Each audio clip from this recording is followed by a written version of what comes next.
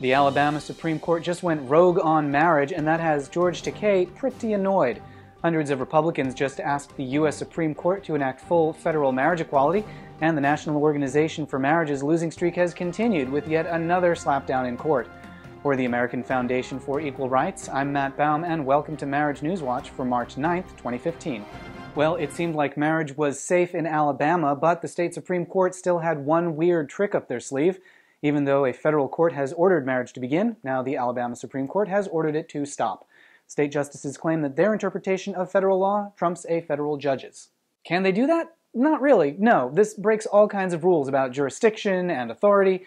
The legal term for this is, well, there isn't one, because it's really not a thing that's done.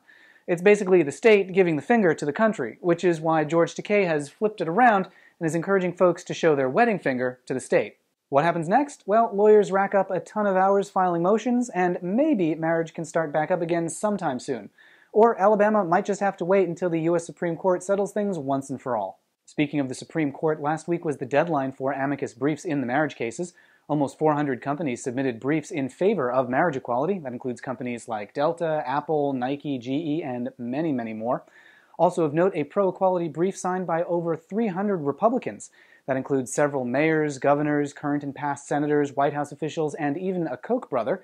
This is more than double the number of Republicans who signed a similar brief in the DOMA case in 2013. Also last week, the Department of Justice submitted a pro-equality brief symbolizing the Obama administration's endorsement of marriage equality. The Supreme Court won't rule on marriage until sometime after oral argument on April 28th, but they did just deliver some more bad news to the National Organization for Marriage.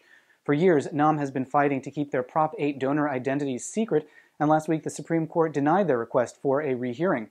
That puts an end to the case once and for all, and it is weird that NOM stalled for this long because the donor names have been available through the state since 2008. Essentially, NOM just spent years and a ton of money fighting a case that they lost 7 years ago. Those are the headlines. Subscribe here on YouTube to stay up to date. For the American Foundation for Equal Rights, I'm Matt Baum. Thanks for watching, and we'll see you next week.